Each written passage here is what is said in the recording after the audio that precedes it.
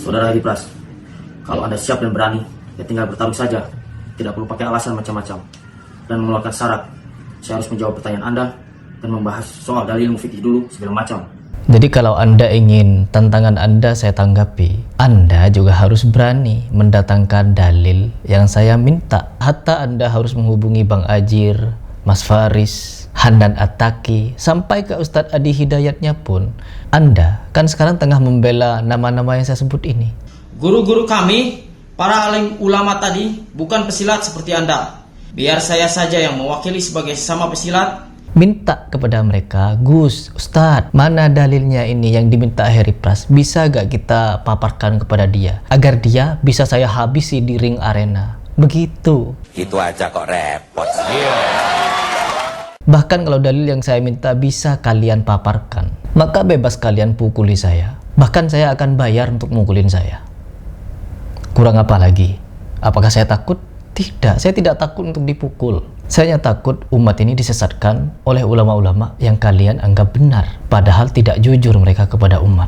Sudah lama saya menyimak dan menyaksikan kegaduhan yang ditimbulkan oleh saudara Heri Pras dengan mengkritisi dan mencela para ulama dan guru-guru kami seperti Ustadz Adi Hidayat. Maka turunlah surat musik, surah ke-26 Asy-Syu'ara, para pemusik, para penyair. Maka muncullah kemudian orang-orang seperti Hasan bin Thabit. Dia keluarkan syair Islami dan diangkat oleh Nabi menjadi syairun Nabi, pemusik di samping Nabi.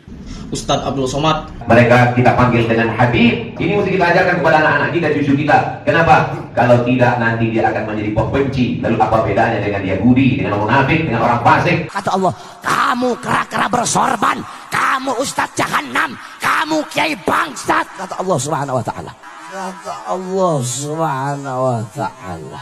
Kan Anda sudah tektokan tuh sama Hanan Attaqi. Minimal share video saya kepada Hanan Attaqi. Ustadz, coba tanyakan ke Ustadz Hanan Attaqi. Nih Heri Pras membawakan pertanyaan seperti ini. Bisa gak dijawab? Kalau bisa dijawab, tolong dong carikan hujahnya, carikan dalilnya, carikan bantahannya. Biar saya sampaikan kepada Heri Pras. Dan setelah saya sampaikan, Heri Pras bisa fight dengan saya. Harusnya kan begitu. Gitu aja kok repot.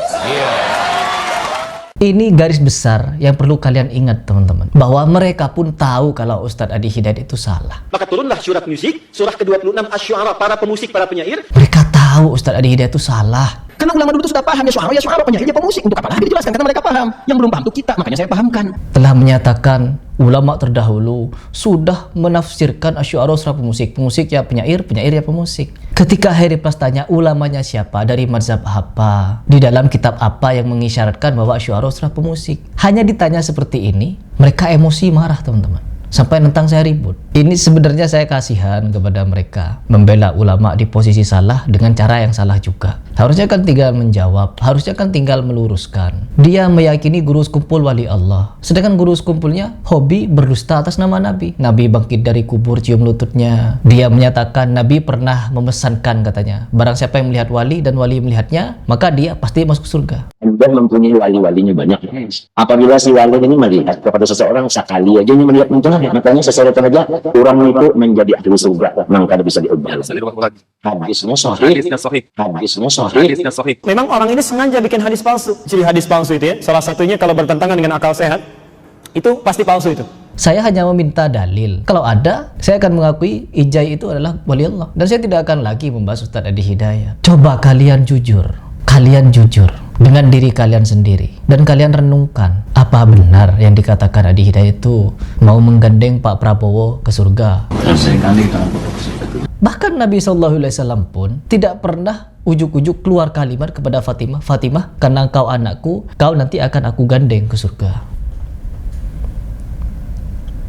Nabi, siapa lagi? Hasan wal Husain. Tak ada satupun keluar dari lisan Nabi SAW. Hasan Husain, karena kamu cucuku dan aku melihatmu, kamu melihatku, nanti aku akan menggandengmu ke surga. Tak ada satupun keluar kalimat seperti ini. Bahkan kalimat yang sangat tegas membantah pernyataan Adi Hidayat yang sekonyong-konyong dia menyatakan akan gandeng Pak Prabowo ke surga. Nabi SAW mengatakan kepada Fatimah, Fatimah, mintalah engkau kepadaku hartaku, apa yang kamu mau dariku. Tapi jangan minta perlindungan kepadaku atas Allah. Nabi SAW saja tidak bisa melindungi Fatimah dari Allah. Bagaimana Adi Hidayat sekonyong-konyong gitu mau gandeng Pak Prabowo masuk surga? Potong tangan saya teman-teman. Apabila kalian menemukan Nabi Sallallahu Alaihi Wasallam pernah mengucapkan akan menjamin anak-anaknya, cucu-cucunya, sahabat-sahabatnya masuk surga. Perkara apa?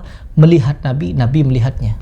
Hanya perkara melihat. Jadi inilah sebenarnya orang yang tidak mau jujur dengan diri mereka sendiri, tidak sadar dengan kesalahan yang mereka anggap ulama dan menganggap kesalahan ulama yang mereka kagumi benar. Sehingga apa? Dia harus dibela apapun caranya. Meskipun tentang orang berantem. Preman di pasar. Masa kita mau sama dengan preman-preman pasar yang dimana mereka tidak perlu ditanya nyalinya? Tapi apakah kita membela agama ini dengan perkara yang menang berantem dialah atau enggak kebenaran? Kalau standar kebenaran agama ini dinilai dengan otot, maka agama ini lebih pantas dijuluki agama otot. Bisa memenangkan pertandingan dialah atau enggak kebenaran. Sedangkan Nabi Shallallahu Alaihi Wasallam saja ini di dalam berperang membela tauhid, membela agama Allah. Nabi Sallallahu Alaihi Wasallam saja ketika berperang pernah kalah. Kalau mau dilihat dan dibela dengan cara kemenangan, Nabi pernah kalah.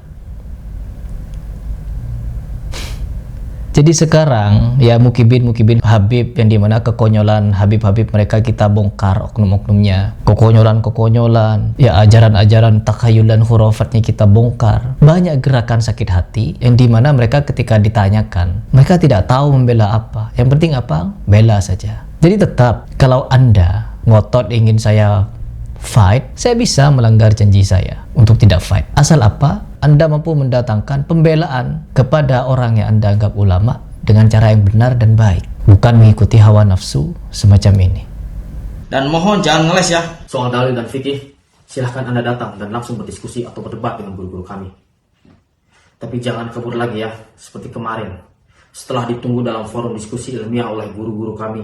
Iya, guru-guru Anda, Gus Ajir dan kawan-kawan, sudah saya siapkan forumnya untuk beliau datang ke forum saya. Yang dimana tantangan dia di awal, sudah saya minta untuk diskusi jauh-jauh hari. Dia membuat video H-1 lalu dipublik tanpa sepengetahuan saya, tanpa diskusi, tanpa kesepakatan tempat dan waktu. Padahal tema yang sudah mereka tentukan itu akan kita laksanakan dialognya di forum Heri Pras, bukan di forum Ari Untung. Ya, dan sekarang sudah saya buat resmi di publik dan secara tertulis bahwa tim Heri Pras siap menghadapi Gus Ajir waktunya kapanpun dia mau di forum Heri Pras dengan tema utama pembahasan pernyataan Habib ini. Orang ketiga bilang, aku Al-Hasan bin Ali. Dan yang depanku ini ayahku Ali bin Abi Thalib. Paling depan datuk Nabi Muhammad SAW. Orang pertama buru-buru bawa kitab.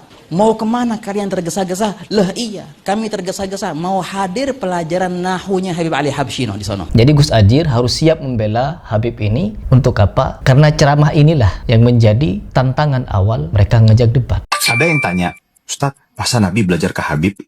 Jelasin dong, khurafat yang katanya mimpi lihat Nabi menghadiri majelis nahwu seorang Habib. Baik, kapan Anda ada waktu bersama tim asatidz di belakang Anda? Mari kita duduk bareng silaturahmi dan bicara dengan ilmu juga referensi. Saya sudah kirim DM juga. Sekarang, Mas Heri, coba antum hadirkan bukti teks bahwa dalam mimpi itu dikisahkan Nabi SAW belajar ke Habib. Bukan menghadiri ya, tapi kata belajar. Atau Anda justru hanya fitnah. Dan saya mohon untuk guru-guru Anda yang Anda sebut itu mampu mengklarifikasi apakah ceramah Habib tersebut benar, ceritanya benar, dan terkhusus guru-guru Anda itu membenarkan cerita tersebut, maka kita akan dialog ilmiah. Tetapi kalau Gus Ajir menganggap cerita itu salah, ngibul, dan tidak dibenarkan, maka apa yang mau didebatkan? Karena saya pun menganggap ceramah itu salah, ngibul, nipu. Kalau Gus Ajir menganggap itu ngibul dan nipu, saya menganggap itu ngibul dan nipu. Jadi apa yang mau didialogkan? Garis bawahi itu. Jadi tidak ada sebenarnya istilah kabur. Saya hanya menyayangkan sikap dari Bang Ajir itu yang tidak menepati permintaan saya yang ketika 4 hari sebelum dia mengupload video itu, saya sudah meminta Gus Ajir diskusi dengan saya untuk menentukan waktunya. Tapi tidak ada diskusi sama sekali sampai akhirnya H-1 dia upload. Jadi Anda gak perlu pede, saya gak ada kabur-kaburnya. Dan sekarang kita lihat apakah Bang Ajir mampu membela ceramah Habib tersebut atau tidak. Kita tunggu.